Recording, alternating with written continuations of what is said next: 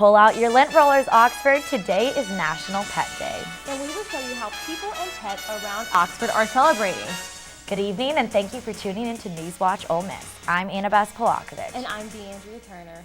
Today in the Barnard Observatory, historian Jennifer Gunter talked about Southern feminists and the South. Madison Scarbino covered this event and has more details about it. Madison?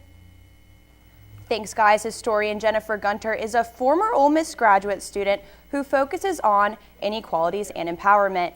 Today I attended her presentation regarding feminism and the Southern state. Today in the Barnard Observatory, historian Jennifer Gunter presented her speech entitled Cautious but Solid Character, Southern Feminists and the State. I wanted to come just because the topic sounded interesting and I was intrigued to learn more, and so often the representation of the South is really flat and sort of seen as one-dimensional, and it was cool to see a representation that sort of highlights the voices of activist stories in the South historically. Gunter says her passion towards Southern feminists in the 1960s through 1980s began with her mother's influence. I knew women had done this kind of work, this feminist work, because my mother was one of them. And she had worked in a rape crisis center when I was a kid, and I'd never thought about the fact that it was probably one of the first ones in the state. So I really just started researching how all kinds of different services that we take for granted were created. So I hope people get out of this talk that there are women still walking around that you see all the time who did really revolutionary things for those of us who came after. Gunter is currently the director of South Carolina Collaborative for Race and Reconciliation and is working towards healing racial inequalities around the state. Back to you guys at the desk. Thanks, Madison. Today is National Pet Day, and Kirsten Faulkner takes us around Oxford to talk to pet owners and the love they have for their animals. Oh my gosh, I'm gonna get all emotional.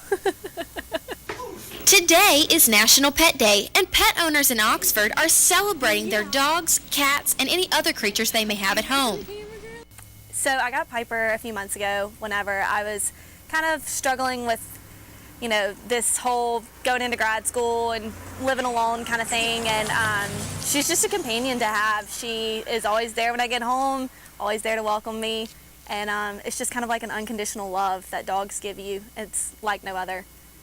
The Oxford Lafayette Humane Society has given Oxford residents a reason to celebrate National Pet Day with their several animal adoptions. I think people in the community are celebrating National Pet Day just by spending time with their pets. I mean, if you look over there into the dog park, there's a ton of dogs over there right now. I think people just in general just spending time with their pets. I love going to social media, even just on people's personal pages about them celebrating their own dogs, their cats, or whatever. It all just makes me feel good that even if the animal didn't come from our shelter, seeing that people who are like me see that their pets have a positive impact on their life. National Pet Day to me is just another day to celebrate my dog. Getting to live with her and have her in my life, but I get to do that every day, but National Pet Day is just kind of the day that I get to show her off. Since today is National Pet Day, don't forget to spoil your furry companions a little extra. Kirsten Faulkner, NewsWatch, Ole Miss. Last Thursday, some Ole Miss students received the university's highest honor, the Taylor Medal. Haley McKee takes a look at what it means for different recipients to have this medal. The students who are eligible are all outstanding. Nominations for the Taylor Medal are extended to the top 1% of students. Senior Sports and Recreation Administration major Sydney Malone views the Taylor Medal as a symbol of her hard work paying off. I'm the first one in my major to receive a Taylor Medal, and so it was really cool for me to be able to represent my major in that way and show that we do work just as hard as everyone else. Dr. Charlotte Pegues coordinates the process for this honor, where hundreds of students are nominated, but only some are chosen. She enjoys playing a role in the impact this award has on recipients. It's a very prestigious honor for students, and I think just being with them that night of the convocation and seeing their excitement and their families being so proud of them just makes me feel that's the best part of it for me. It was right here in the Ford Center where 77 of the university's brightest individuals received the Taylor Medal last week. But what happens next is different for each person. As a junior, Morgan Cannon is not the typical medal recipient because it is mainly awarded to seniors. She is grateful to be recognized and is looking forward to the new opportunities this medal will bring.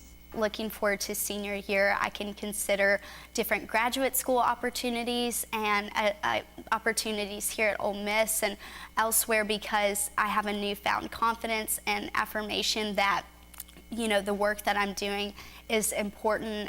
While recipients have different goals for their futures, they are all looking forward to finishing out the year strong. Haley McKee, NewsWatch, Ole Miss.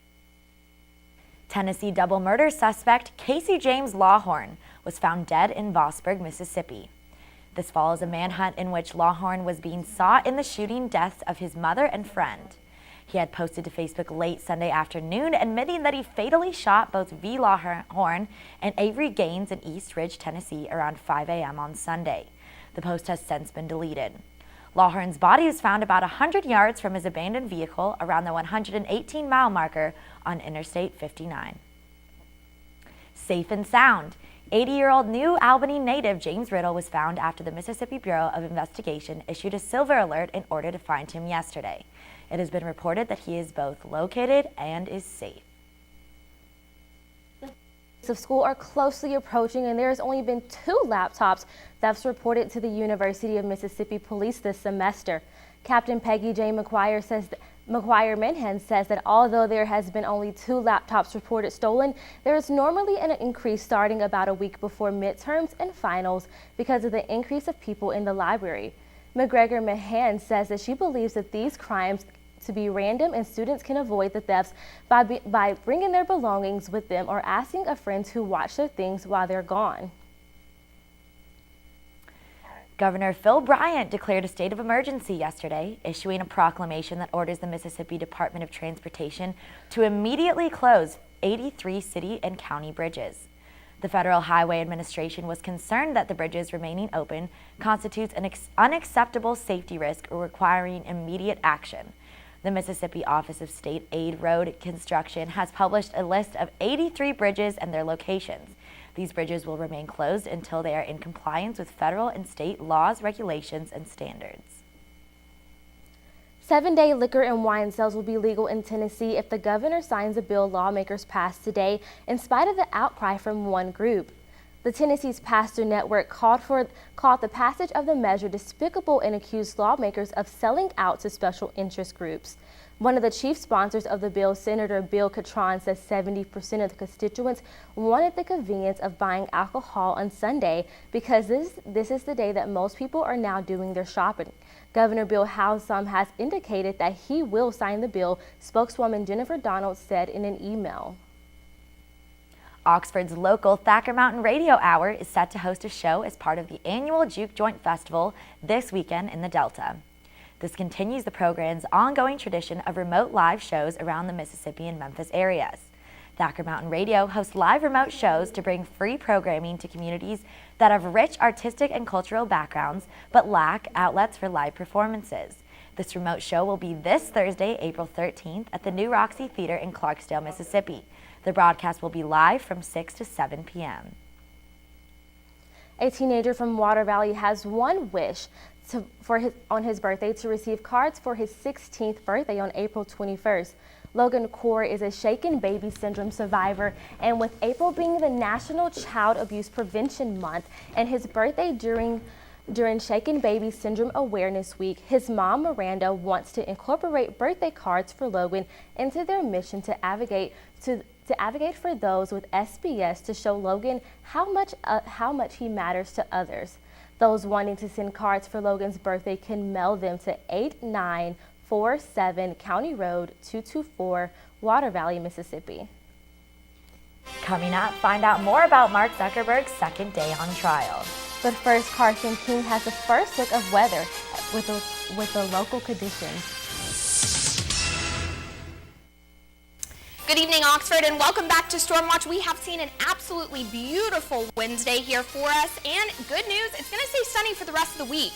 We are going to see some higher winds come in, and this weekend, rain is going to start to approach into our area.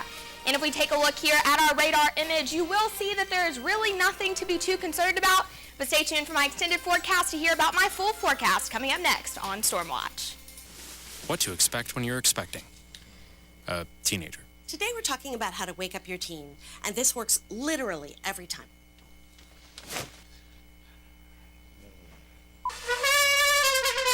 Good kisses. Good kisses. You heard how loud I heard. It wasn't you. Yeah. It was the... Is that bacon? You don't have to know it all to be a perfect parent. Thousands of teens in foster care will love you just the same. There's a shelter pet who wants to meet you. Meet one today. Visit theshelterpetproject.org. Adopt. Yes, you've got prediabetes. But with more exercise and a change in diet, it can be reversed. I've tried exercising. It just makes me hungry for bacon. I love bacon, too. And who really likes to exercise? Not me. Me neither. Nobody. So we're good? What? Oh, you still have prediabetes. Big time.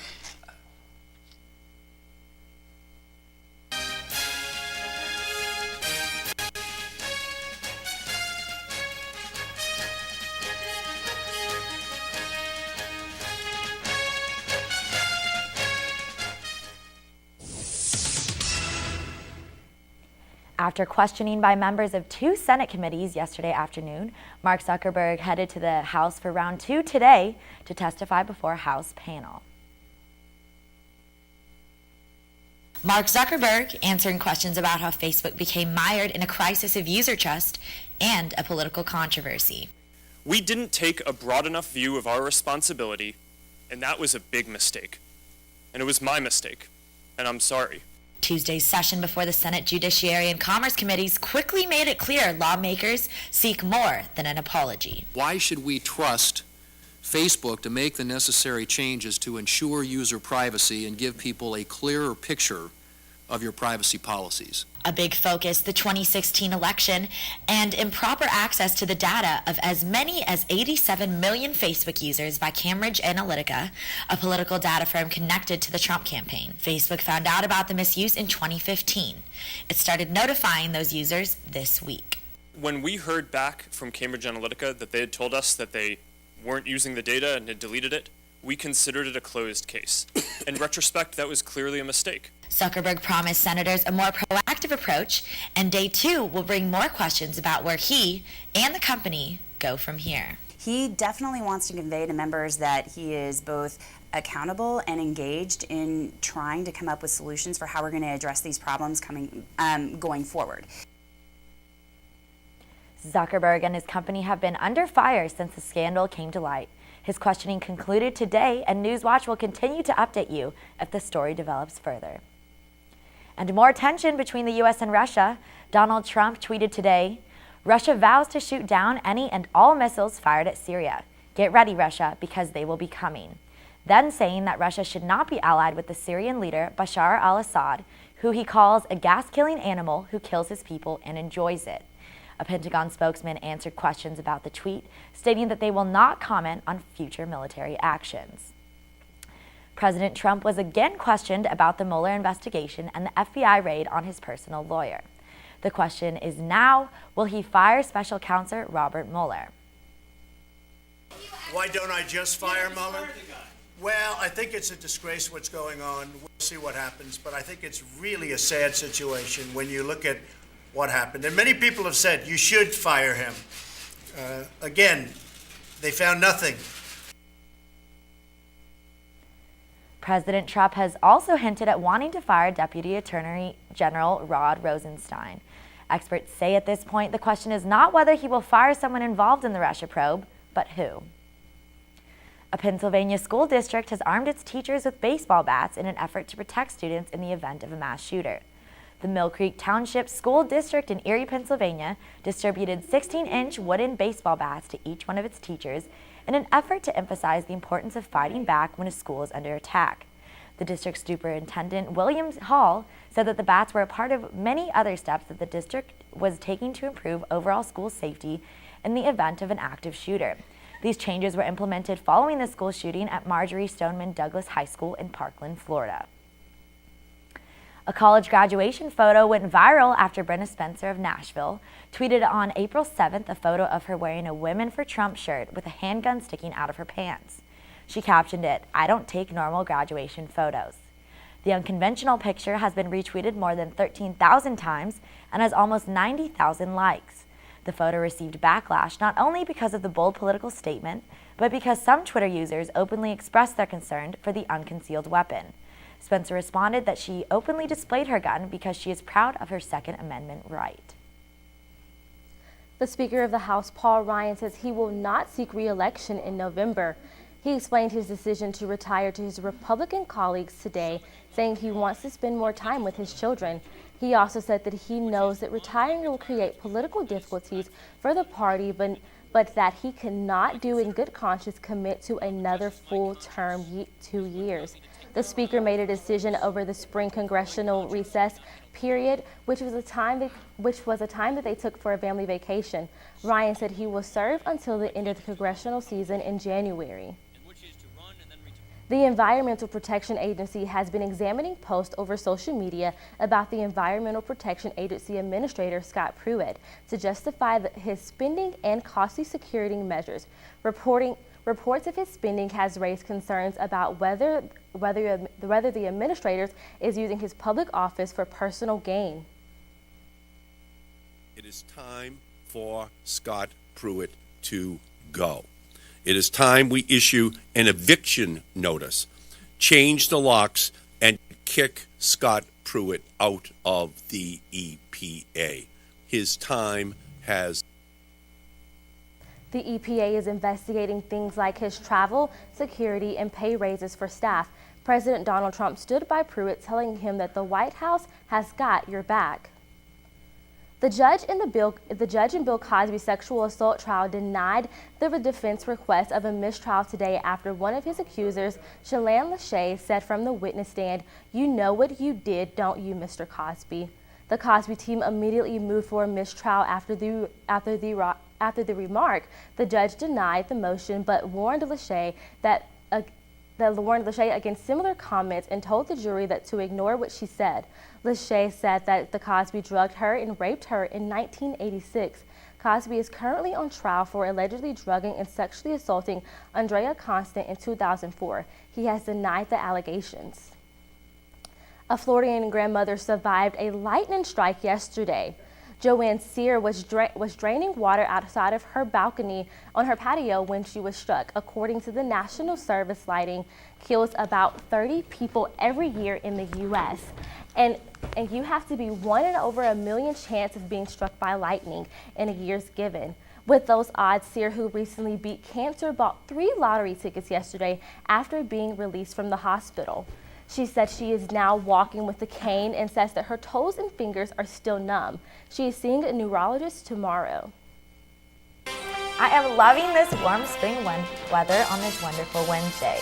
Yes, Anna Beth, and I hope it sticks around for the rest of the week.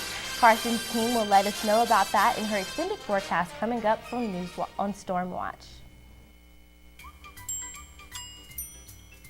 Fancy pants peanut butter? A big screen television? You haven't even bought a sofa yet. A motorcycle? When your father finds out, he's gonna flip his shoes with 2 buckles? What do you even need 2 buckles for? Mr. Big Shot, buying whiskey shots for everybody in the bar. From the looks of it, I'd say nobody even remembers. Feed the pig.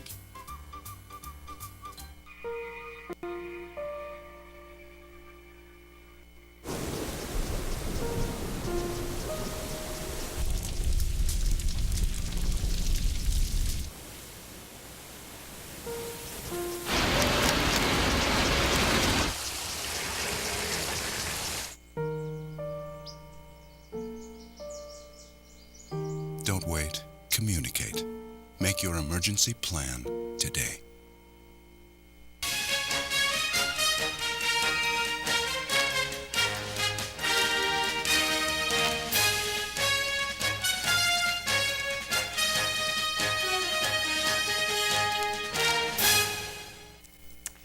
Good evening. evening, Oxford, and welcome back to Stormwatch. It has been a beautiful Wednesday here for us. Currently, we're sitting at 72 degrees with sunny skies, and I know when I was walking to class today, it felt incredible.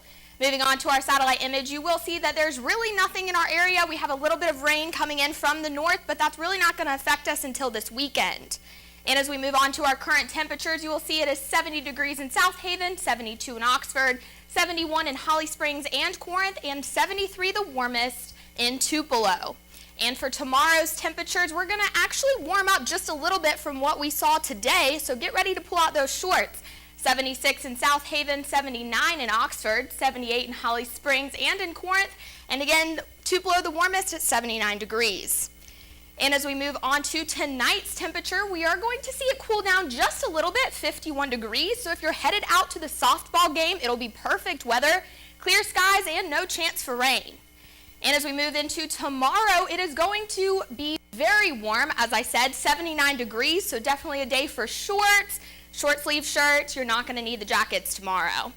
And as we move forward to our 5-day forecast, you will see that the weather is going to stay beautiful for the rest of the week, 76 degrees on Friday. However, when we get into Saturday, we are going to see a 100% chance of rain, so be prepared to stay inside for Saturday. And as we move into next week, we're going to see temperatures in the upper 50s, and Tuesday it's going to continue to warm up. Back to you guys at the desk. Thanks, Carson. Coming up, see how the softball team did against Central Arkansas and how they need a big win tonight against Belmont. And one special basketball player got to live out his dream by playing for the Los Angeles Lakers. See who it is next. There's one thing you can never have sex without. It's consent. Because sex without it isn't sex. It's rape. It's on us to stop sexual assault. Learn how and take the pledge at itsonus.org. You think getting dumped by text is harsh? Try getting dumped by a tennis ball. My ex-owner drove me out to the woods, yelled fetch, and by the time I bought the ball back, he was gone. Yeah, I was pissed. But the folks at the shelter helped me let go of my anger. I learned coping skills, like taking it to the hole. Boom! Now I'm ready to fetch again. But how about I throw and you run and get it?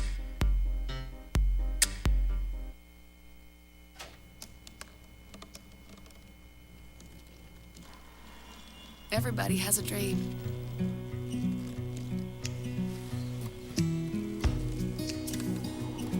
Mine was to see the ocean. And with a little help, I made it.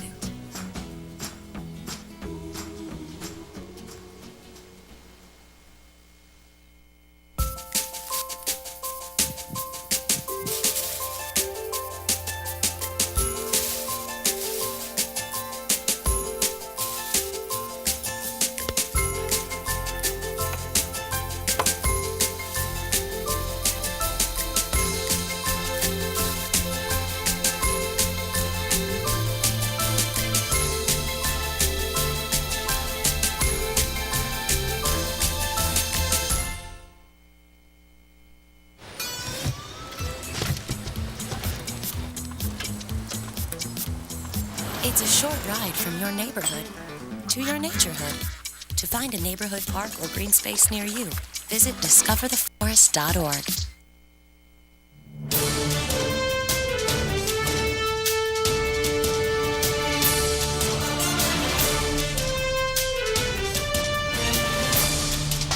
Welcome to Sports Watch. I'm Tori Reese. Let's get you down in Pearl, Mississippi, where the Ole Miss baseball team were looking to bounce back from their weekend series defeat against Mississippi State. This time they took on number 12 Southern Miss, and the Rebels pounced on them early, scoring 6 runs in the second inning to cruise to an 11-3 victory. The Rebels improved to 28-6 overall and remain a perfect 10-0 in midweek games this season.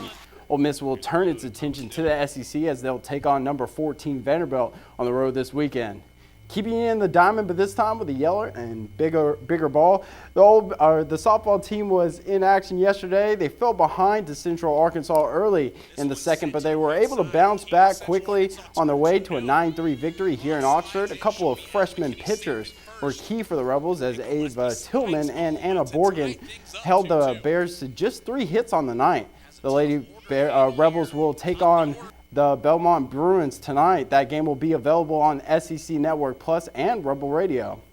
We were taught as kids never to give up on our dreams, and no one took that more to heart than 32-year-old Andre Ingram. After spending 10 years in the G League, Ingram got the call to finally play in his first NBA game for the Los Angeles Lakers against the Houston Rockets last night. He checked in late in the first quarter and made the most of his opportunity by netting 19 points and 3 blocks.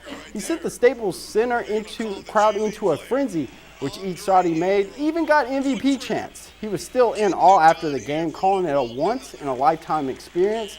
Even got to interview with Scott Van Pelt on SportsCenter. He gets a chance to come up with an encore tonight against the Clippers.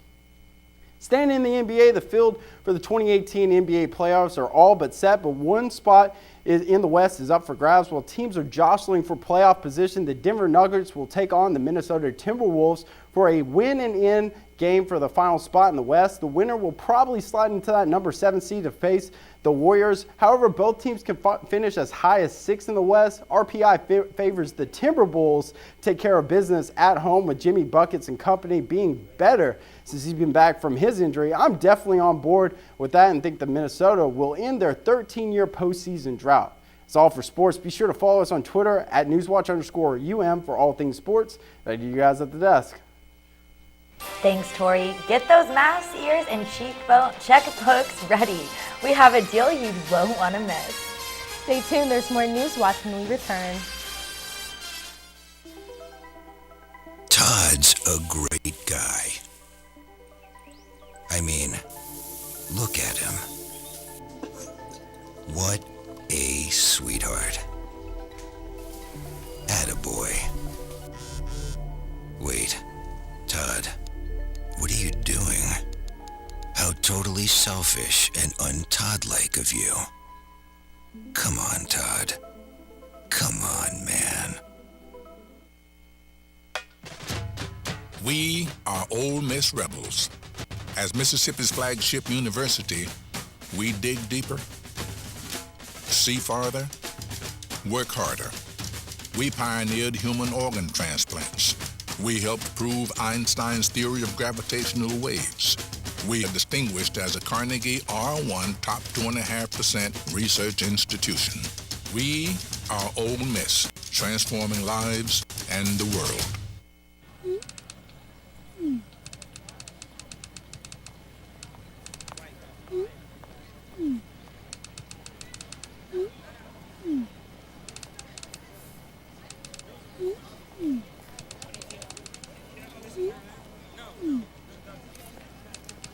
Don't ignore the subtext.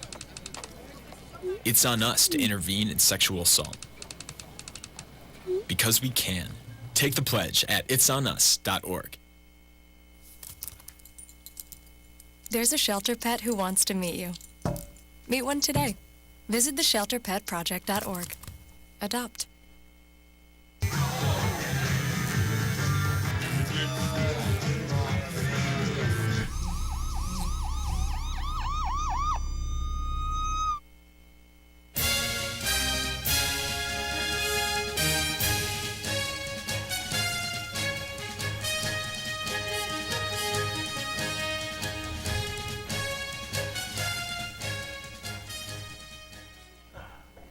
If Disney World is the happiest place on earth, a house for sale right down the road might just be the second happiest. The owners are Disney enthusiasts, and they've made the home a Disney lover's dream. Now it's for sale. The listing public on the Zillow app shows every room in the house decked out Disney style. From the front door greeting, a Mickey Mouse kitchen to 6 bedrooms, including Tinkerbell flying above. The house is on the Florida market for $888,000 and has been viewed over 120,000 times in the last month. No buyers just yet, but the neighbors said it's bittersweet to see it for sale, and it will take a special kind of Disney fanatic to buy and love the house just as it is. I love that. When I was little, I loved going to the Disney World Minnie Mouse house. So I've never been there, but that's great. Well, that's all we have for tonight. Thank you for tuning in to NewsWatch Ole Miss. I'm Annabeth Kolakovic. Be sure to catch us here again on air at 5 and on Facebook and on our Facebook live stream. You can also find our show on hottytoddy.com. I'm DeAndrea Turner. Thank you and good night.